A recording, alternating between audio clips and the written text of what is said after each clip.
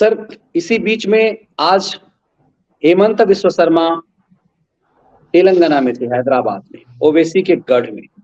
और हेमंता ने आज वहां पर जाकर के कहा कि सरकार इस बात की पूरी तैयारी कर रही है, कॉमन सिविल कोड तैयार हो रहा है और ये इसलिए जरूरी है ताकि भारत में जो कॉमन सिविल कोड में 4 शादी और इस तरह की जो खेल है वो बंद हो। खुल करके वो ओवैसी के गढ़ में ये कह रहे थे कि हमने इतने 500 मदरसे बंद किए हैं, बहुत जल्दी 300 और मदरसे बंद करूंगा, पूरी तरह से मदरसों का सफाया करूंगा। इस बीच ऐसे समय में हेमंत बिस्व शर्मा को का इतना प्रभाव, आमतौर पे पूर्वोत्तर के मुख्यमंत्री का इतना प्रभाव, इतनी मार्केटिंग, उसे स्टार प्रचारक बना करके दक्षिण भारत में भेजा जाए, ये नहीं होता था। ये हेमंता प्रयोग, योगी के बाद साथ साथ ही हेमंता प्रयोग, ये क्या संकेत दे रहे हैं? नहीं मनीष जी, जिस संकेतों की आप बात कर रहे हो वो संकेत तो बात की बात है, ये संकेत भाजपा को दे रहे हैं, भाजपा के शीर्ष नेतृत्व को दे रहे हैं, या जो राज्यों में बैठे भाजपाई हैं उनको दे रहे हैं। और खासकर कर्नाटक के लिए बात कर लूं कि ये दर्शक अभी वही प्रतिक्रिया आएंगी कि मैं कमेंट पढ़ता रहता हूं कि वो आप वोटरों को गरियाने लगते हैं कि हिंदू ने एक नहीं हुए, हिंदुओं ने ऐसा क्यों कर दिया, वो कर दिया।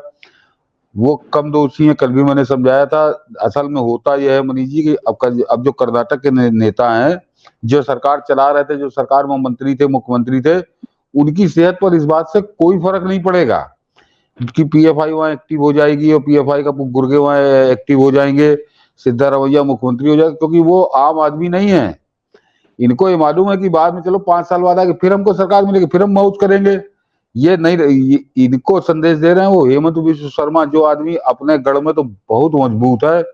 उसके बाद जो अभी आपने कहा कि चाहे वो यूपी तक समझिए वो आते हैं, वो हैदराबाद जा रहा है, वो आदमी दक्षिण भारत जा रहा है, जहां भी होता है वो दौरा करते हैं और देश की भाषा बोलते हैं। जो भाषा कर्नाटक के भाजपाइयों ने कर्नाटक में रहते हुए कर्नाटक के लिए कर्नाटक में भी नहीं बोली, उन्होंने पीएफआई को दंगा होकर नाचने दिया वहां पे। अब अभी उसकी बड़ी लीपापोती चल रही है, ये बैन लगाया, वो बैन तो कागज पे लगाया, जब बैन के खिलाफ आए उसके बाद क्या किया तुमने? वो कोई पूरी छूट दी, कोई सख्ती नहीं करी। सख्ती कैसे की जाती है, ऐसे लोगों को कैसे कंट्रोल किया जाता है, ये देश में 2 ही भाजपा नेता इस समय देश को दिखा रहे हैं, एक यूपी में योगी आदित्यनाथ और दूसरे हेमंत बिस्व शर्मा। आपने सही कहा मनीष जी, कहाँ आसाम और कहाँ हैदराबाद, तो वो आदमी वहां पहुंचा हुआ है, वो ओवैसी को चुनौती दे रहा है। लेकिन ये 2-3 चेहरे छोड़ दीजिए, उसके अलावा आप भाजपा को हमको जरा चेहरा बताइए जो इस तरह से चुनौती इन जातियों को दे रहा हो। सब बहुत शांत बैठे हुए हैं, सब बहुत शांत बैठे हुए हैं कि मोदी तो है ही है, कि मोदी तो है ही है, वो मोदी के नाम पे मौज लो। तो ये मोदी के नाम पर हम अपनी दुकान चलाते रहे, बस सब सारा बाद में सब अपना नहा लेंगे, गंगा जल से छिड़क लेंगे अपने ऊपर कि हमने ये तीर मारी थी, हमने वो तीर मारा था। बिल्कुल सर, वो जो मैं जिनकी बात कर रहा था, जो विजय जी जो कर्नाटक के हैं, बेंगलुरु के, वो कह रहे हैं कि पूरी परिवार मोदी सपोर्टर है, लेकिन वो कर्नाटक के कुकर्मी बीजेपी नेताओं से इतनी दुखी थी कि उन्होंने तय कर लिया था कि इनको नहीं जिताना है। लेकिन उन्हें इस बात का दुख था कि अंतिम समय मोदी क्यों आए, और वो कहते रहे हैं कि मोदी इन पापियों का पाप धोने क्यों आते हैं। तो ये समझिए कि एक यूएस में बैठा हुआ इंजीनियर जो मतलब 12-15 साल से देश से बाहर है, उसकी पीड़ा, उन लोगों की भी पीड़ा है कि मोदी इन पापियों का पाप धोने क्यों जाते हैं। मतलब इस कदर पाप उन लोगों ने किया हुआ है, भ्रष्टाचार से लेकर इस जो हिजाब वाला मामला, इस पे कल भी आपने विश्लेषण किया था। तो इनका तो हारना जरूरी था, लेकिन वही होता है कि इनकी हारने के बाद जो सामने आता है, जो चरित्र सामने आता है, जिस ढंग से धमकी दी जा रही है कांग्रेस को, ये और भी भयावह हो जाता है। हाँ, वो देश के लिए भयावह है, कर्नाटक के आम आदमी के लिए भयावह है, बिल्कुल सही आप कह रहे हैं। लेकिन जिनकी वजह से ये हुआ उनके लिए भयावह नहीं है। इतना माल कमा बैठ चुके हैं, बड़े सुरक्षित इलाकों में, सुरक्षित कोठियां उनकी बनी हुई है। 5 साल वो काट लेगा, आधा समय विदेश में घूमेंगे, देश में घूमेंगे, और बाद में लौट के फिर उनको मालूम हो आ जाना। तो ऐसे चेहरों को बिल्कुल कान पकड़ के बाहर करना चाहिए कि अब इनका संगठन से, इस अभियान से, क्योंकि मनीष जी ये दूसरा हिंदुस्तान है, ये इस तरह के लोगों को वो ढोने के लिए तैयार नहीं है। और इसीलिए उन्होंने कर्नाटक में आईना देखा, कर्नाटक में जो रिजल्ट आया है वो मनीष जी सही स्थिति नहीं बता रहा। जो अभी आपने करना, जो आप अमेरिका से एनआरआई हैं, उनकी जो प्रतिक्रिया है वो वहां की सही स्थिति है कि अगर नरेंद्र मोदी आखिरी में 4-5-6 दिन न कूदे होते और स्वयं को न झोंक दिया होता तो कर्नाटक से भाजपा का सूपड़ा साफ हो गया होता मनीष जी। सूपड़ा, ये वही दो इनोवा में समा जाती है इनका विपक्षी दल।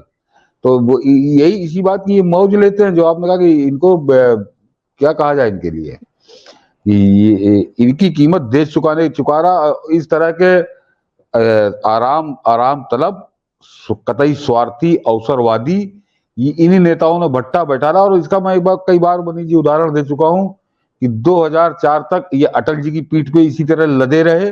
और जैसे ही अटल जी का देहांत जरूर 2015 में हुआ है, लेकिन क्योंकि यूपी के सांसद थे, लखनऊ से सांसद थे, तो हम लोग देखते हैं अटल जी का जो आखिरी चुनाव था वो 2004 का, तो समझिए उनको क्रेन लगा के स्टेज पर लाया गया था। उनको 15 सीढ़ियां चढ़ना मुश्किल था। तो 2004 में सरकार गई, उसके बाद अटल जी भी बिल्कुल परिदृश्य से गायब हो गए। और अटल जी के गायब होते ही भाजपा भी परिदृश्य से गायब हो गई थी। भाजपा भी गायब हो गई थी। और उसका नतीजा और सब सुन लीजिए कि पूरे हिंदुस्तान में कि 2004 में शायद 142 या 143 सीटें आई थी। और 5 साल विपक्ष में रहने के बाद अडवाणी जी जब चेहरा बने थे तो सीटें घटकर 119 हो गई थी। सीटें घटकर 119 हो गई थी।